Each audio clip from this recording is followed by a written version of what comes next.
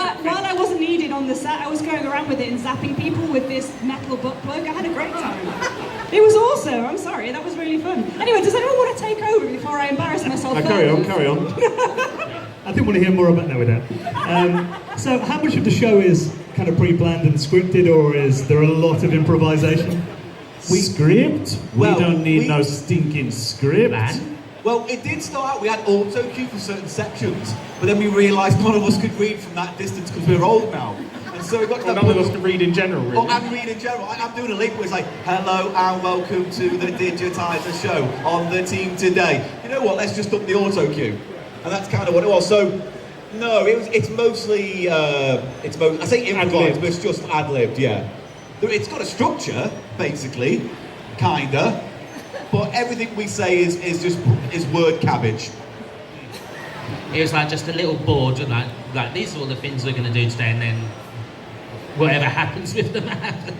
So is there going to be one with a kind of live studio audience as well, or a live show? We've heard about that. Yes, there is. When will that be? The question was answered. Yes, I think they're planning one later in the year, maybe in the new year. A lot of the backers will be getting tickets, but there will be tickets on sale at some point, will there? It will be adult only, and there'll be a certain striptease act at the end, won't there, Larry? That's what it's for. I have never discussed this before. Have you not? No. Well, then wasn't in my contract. We got a Larryogram plan for the live show, where you come on and strip to the Green Zone land from Zelda music. So I just mixed a whole bunch of games up right then to infuriate people in the crowd. Film me in my bedroom normally doing that. Yeah. Do you think the dynamic's going to change with a live audience? Like, are you guys going to behave, or are you going to be worse? No. Going to be arrested, probably. They'll be worse, these are horrible people. Well, it is an interesting panel. I mean, how did this kind of come together then? How did you guys all ask to get involved, or be asked to get involved? What Blackmail. Biffo has pictures on all of us. That's not even funny or a lie. That is true. Personally speaking, I got in touch with Biffo because I've been working with Stuart on Bits and Bobs. And Stuart organised a night that Biffo was running as a host, basically. And I met him through that, and we got on really well, and I helped host his live Q&A for fan footage. And for some reason, even though I can boil down my whole video game knowledge to Link's Awakening, and that's it, he just wanted me on the show to, well, effectively bully me and then try and put me in hospital. So that's my role, but that was fun. That's it, really, in a nutshell. Why did you get chosen for the show? I have no idea why I got chosen for the show. Initially I was because you're beautiful. Because I'm beautiful, apparently, which isn't true at all. But thank you. Well, Biffo thought you were rich. You could put money into it. That's why. Look at the state of me. I'm clearly not rich.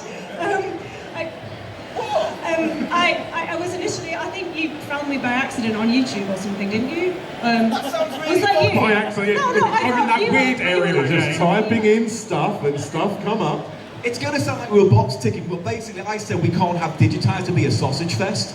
And so it'd be nice to have, you know, a woman on the show. And that electric dildos one day. And so Biffo and I went through a bunch of YouTubers that we had liked and admired and saw.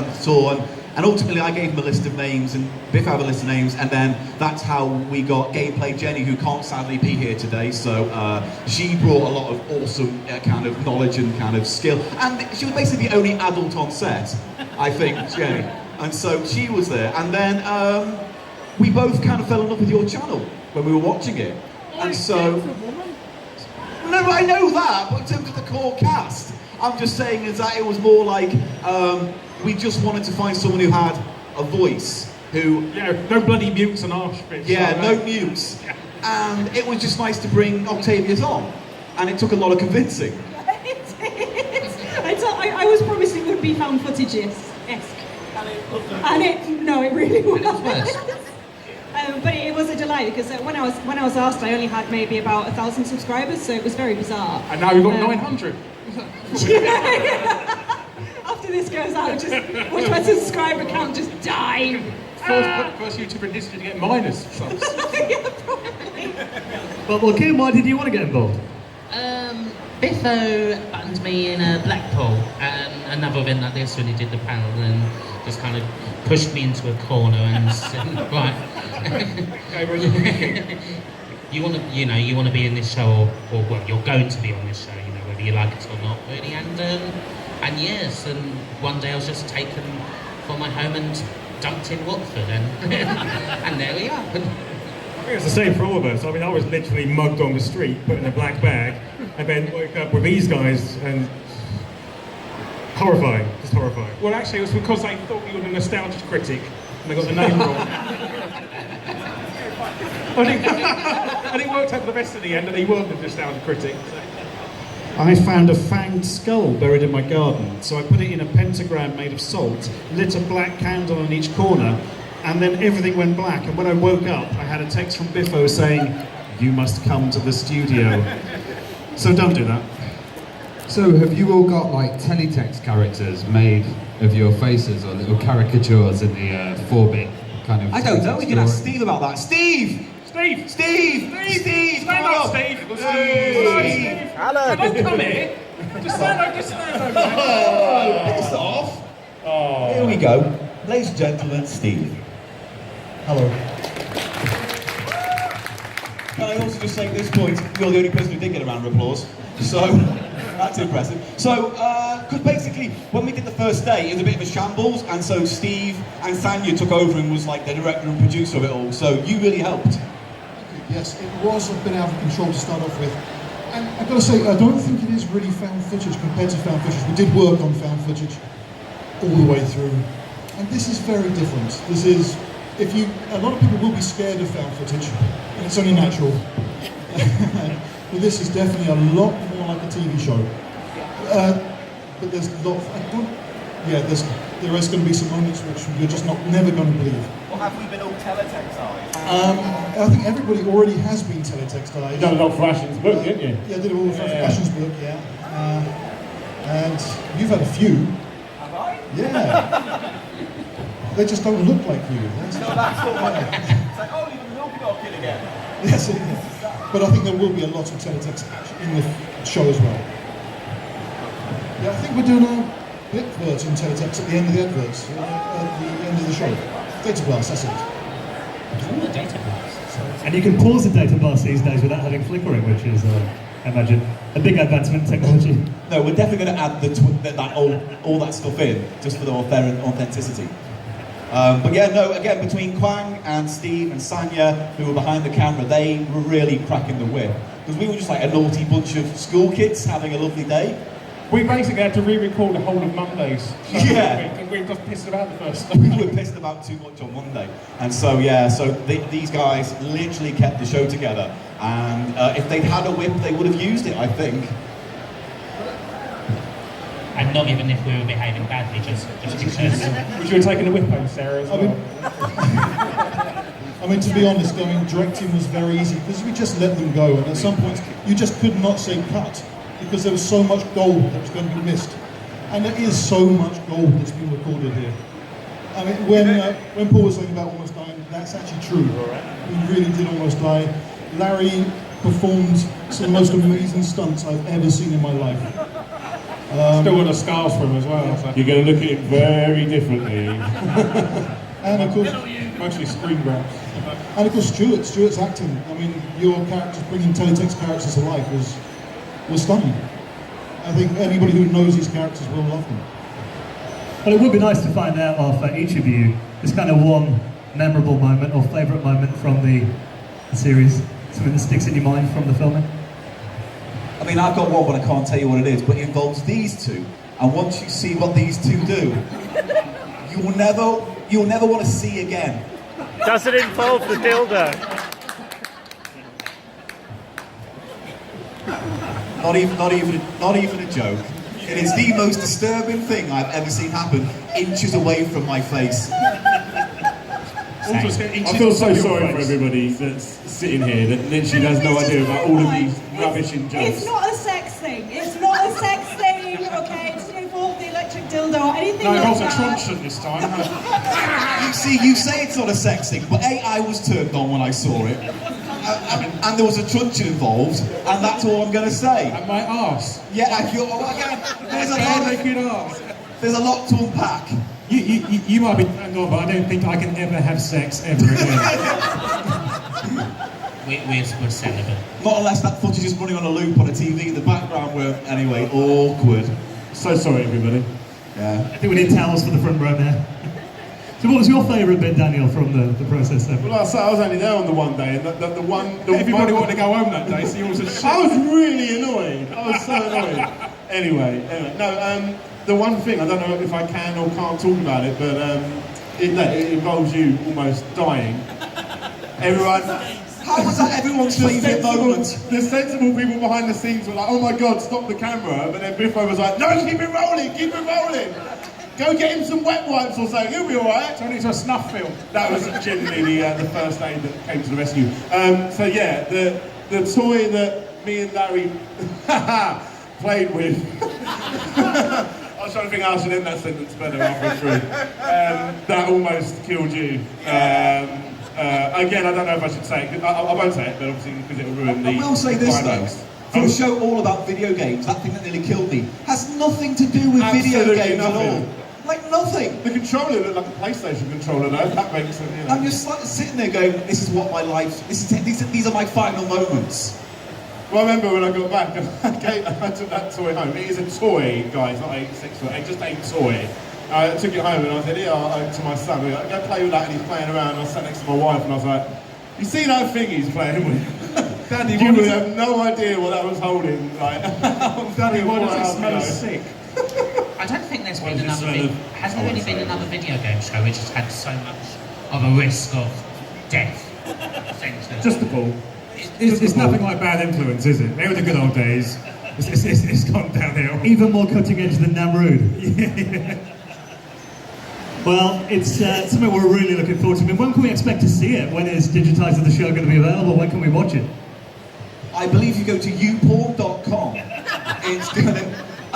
As far as I know, Biffo's having a bit of a crazy time right now, so once he's gotten all out of the way and he has his holiday and a bit of a break, he's going to start editing, I think in September. So the plan is maybe sometime in October, maybe towards the end.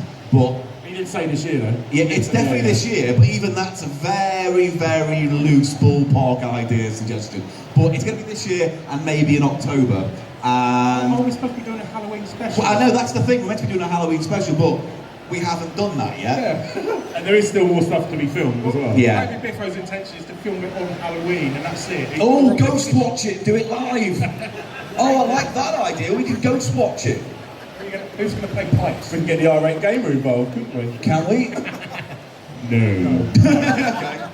Alright. So we need pipes. We need to get pipes, and you need to be Michael I Parkinson. want to be Craig Charles. You can't because you're not a Scouser. And I'm a that there Scouser, aren't I, like mate? You play it. You're going to be Sarah Green. There's a lot of people now in the audience going, what is Ghost Watch? She's the only woman on the show. It was a Halloween special in 1992. This was a show. Does anyone remember Ghost Watch? Yeah. Oh, okay. 93. 93. I remember watching that as a kid, and I was actually trembling afterwards. I thought it was real. It was real. It's the cheesiest thing you've ever seen. Yeah, it's great though. It made me cry. It's that good. It's not a bad idea. I might pitch that. We'll save the budget if we just live stream it from somewhere. Didn't the BBC deny its existence for about like 15 years or something? There's a very dark reason why. It's because we had so many complaints and there was a few deaths attributed to Ghost Watch. Keep it light, Paul, keep it light. But as a result, they got so many complaints about it that they just promised never to show it again. But you can buy it on BFI on DVD from them, which I highly recommend, or watch it on YouTube. For free. Yeah. Okay, so we're going to do a little Q&A now. Just put your hands up if you've got a question for anybody on our panel, and Ravi will run over. I like this just one hand because everyone else now is frightened to ask anything. Nobody cares. Everyone's so confused. Carney! Hello. Hello. What's your name, sweetheart? Where do you come from? Hello, I'm Craig. How you doing? Hello, It's Craig. great to be here. Get the chance to talk to all of you. I think I follow all of these guys on Twitter, all of these guys on YouTube. Hi, Larry. Happy birthday, Sarah, by the way, for the other day. I was just thinking, you were talking on the reputation of gamers and how they're sort of demonised and stuff. Do you think that retro gaming, similar kind of No, we can hear you. reputation, or Is that why perhaps there's a retro gaming kind of explosion these days? Because people don't want to be associated with the screaming 12-year-olds up playing Fortnite. Yeah. I will say from the show's point of view, is that we don't take anything we do seriously. So the idea is That's that like a coping mechanism. it's a coping mechanism, to be fair, yeah. But the idea is that if you look at us and go, we aspire to be you, then you're watching the show wrong. So there's a certain amount of just joy. We try and find the joy in the stuff we loved in the 80s and 90s and such, without making it feel like we're guardians of it. It's just literally, remember the Dreamcast? Oh, what load of bollocks, don't you love it? It's that kind of attitude. So hopefully it's more irreverent than just being being the bastions of retro gaming. That's what I think anyway. Well, I don't know. What do you think, Larry? And what do you think, Octavius? I think Digitizer as a show is very kind of self-aware. So there are instances where we do kind of take the piss out of ourselves being such nerds and stuff. So I don't think it's necessarily dealing with the screaming 12-year-olds on Fortnite. But I don't think that we're presenting it as being a demonising thing. It's very much kind of the nostalgia and the fun around it, and that kind of nice warmness of playing games from when you were little, really. Guru Larry, what do you think? I think it's like a continuation of those sort of Games Master and Games World shows. I mean, if Hewlett was still around today, that's the sort of gaming show they would make today. Probably with a bit more budget and better presenters. But aside from that, yeah, no, I think if you like stuff from the 90s, you'll like Digitizer. Sorry, yes. I think because retro gaming was, you look back and it was such a simpler time. I think that's what more and more people are recreating these days and showing how it's just the fun attached to that, and so it's kind of losing its connection to being kind of anorak nerd culture. It's more about the fun. It's more about bringing back simpler times. I think that's what we all do. When you watch it, it'll be like 1994 never ended, essentially. Any other questions? We've got one here. I like this. Oh, he's right at the back. Hello, sir. Hello. Hello, what's your name? Where'd you come from? My name's Michael. Larry and Dan will probably know me. So. No. Sorry. Not really unknown. Sorry, you're just a silhouette back there, mate. So, what's your channel? YouTube.com/TheNerdGenius, of course. Oh, hello. Oh, yes. Oh, now he's interested. Yeah, now he is. Oh, Nerd Genius! Yes! Yay! Go and subscribe to Nerd Genius, everybody. Please do. Michael. Yes. Hello. Michael Burhan. I want to ask you guys a little question. Oh, yeah. You say the show is very similar to Games Master and all those other gaming shows. So how many brain cells do people lose just by watching it? All of them. Well, you need 3 of them remaining, really. If you had a brain, you wouldn't watch it in the first place. So I think it's just a. I mean, don't get me wrong. It's family friendly for all the kids. Yeah, right. Family friendly involving bodily fluids, yeah. Because I do think there is an informative aspect of it where we're not that dumb all the time. So when we do we have sections where we kind of have an in-depth look at a certain system or a games console or a handheld, and it's just nice to kind of get into the meat and guts of talking about that. Why do you keep looking at me all the time? I'm in love with you! Say that now, you are an Adonis. So. No bloody way, I'm having a cuddle. Yeah, you do. What was your question? Apart from me saying that Larry's an Adonis. So in terms of the show itself, what kind of format do you guys have? Because of course you've got multiple presenters, it seems like a magazine show. What's the type of format that you guys are kind of going per episode, or do you just kind of wing it, do a bit of improv? I mean, we pitched it like, well, I say pitched it, but it's not the greatest example, but I think it's a good shortcut in that we kind of said it's like Top Gear for gamers, where you can still enjoy the show if you don't know anything about games, because it's silly and it's reasonably fun and light, and there are adventures and games and sketches. But also, if you care about games, you'll also get something out of it as well. Less of us punching Irishmen, though. I wanted more Irish punching. Yeah. Not no punching, just less Just punching. at least a punch. The closest it got was my death. Happened a couple of times. We have a question down here. There's someone. Yeah. Not him. Not him. Yes. No, give it back. Give it back. Hello, panel. Give it back. No. I have a comment. Why do you think Mr. Biffo is such a poopy head? And why do you guys agree unanimously that the Amiga was the best 16-bit computer of the 90s? You know, that's very interesting to know what I know about the show and your involvement in it. Because just, again, this is a tiny little spoiler. Stand up, come to this step. That's the noise step. Face the audience. I haven't got them with me. Who do you play in the Digitizer show? I played Paul Gannon's mother. No, you do not play my mother because she's a saint. That's not what I heard. He plays. Wow. Wow. You play the atypical Amiga owner. You are atypical, and what you do, put Octavius into a proper state of shock. She wasn't shocked. So you're sitting here going, oh, poopy, but you have got blood on your hands, mate. And that's the important thing to take away from this. You're not clean. No one on this panel's clean. And you're the dirtiest of them all. Any more questions? Give me to hold your thing. Sure. I'm not going to start. Okay. Hello. You'll get your aim in a minute. Hello. Hello. Nice to see you all. Hello. Right. First question, Mr. Biffo, do you forgive me? He's not here. He's not here. He's not here. All right. Okay. I am Mr. Biffo. I am Mr. Biffo. I'm the Highlander of Biffo. We've done such a bad job with people when he just realised he's not here the whole way through the panel. No, You're better off if not here, to be honest. It's because he's auditioning to be the new Chuckle Brother. Oh, right. Too soon. Get lost. It is too soon. He's replacing the one that's alive as well. All right. Sorry, go on. Other question. Do you want any animation doing for the show? I'm Ota King. I do Probably. animations online. Yeah. Are you free? Are you free? Yeah. Are you willing to work for very little credit? I'll work for a can of Coke. All right. Okay. Animation. Arthur King. Hello, did you say There the you name go, is go. Arthur King?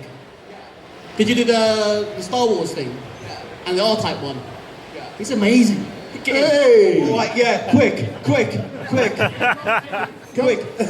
Get the van. We've got one. Cuff him. We possibly, yeah, but our Lord and Saviour is not here to vouch for that. So reach out to him and say, if you got him on Twitter, just ask him. There you go. Point out that you're free as well. And desperate. And desperate. He preys on the desperate. Yeah.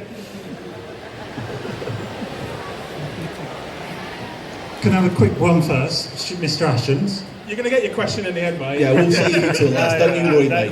We've got you covered. All right? You're our guy. Which means if your question's crap, you're going to let us all down, mate. Better start Sorry. rethinking. Sorry, sir. Ashens, do you have a stunt sofa? I'm not going to look at you because I have no idea where you are. He's behind There you. are. Hello, how are you doing? Do we have a stunt sofa? No, it's a sofa. You don't generally have stunt sofas. I don't think that's a thing in any industry. What about the one in Return to Oz? Sorry? The one in Return to Oz, you could fly. That sofa. There's a flying sofa in Return to Oz? Yeah, Return to Oz, yeah. I need to watch that again. And But you got to read get the book. past those scary things with the wheels. At the Oh, beginning the of wheeler film. thing, I remember them. Called Yes. the Gump.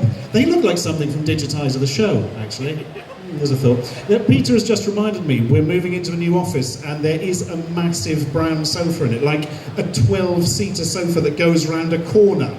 So maybe that will be the stunt sofa from now on. So I can set it on fire, burn it, get it to jump through a flaming hoop, and all those other good stunt things that sofas clearly should be doing.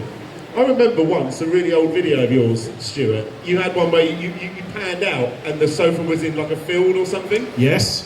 Do you still use that sofa? Is that the same sofa from before? No, that bit has gone. The sofa is modular, or it was modular. There's now only one seat of it left. It's technically a chair and not a sofa. So it's not a real sofa, the one Yeah. you do your... God, I remember carrying that damn sofa all the way out to that field and then home again for one visual gag. I always that nobody remember, remembers. after I seen you, I didn't ask you about the sofa in the field. Yeah. People thought it was my back garden. I'm like, my back garden isn't about 4 acres of untended field. But you do live in Norwich.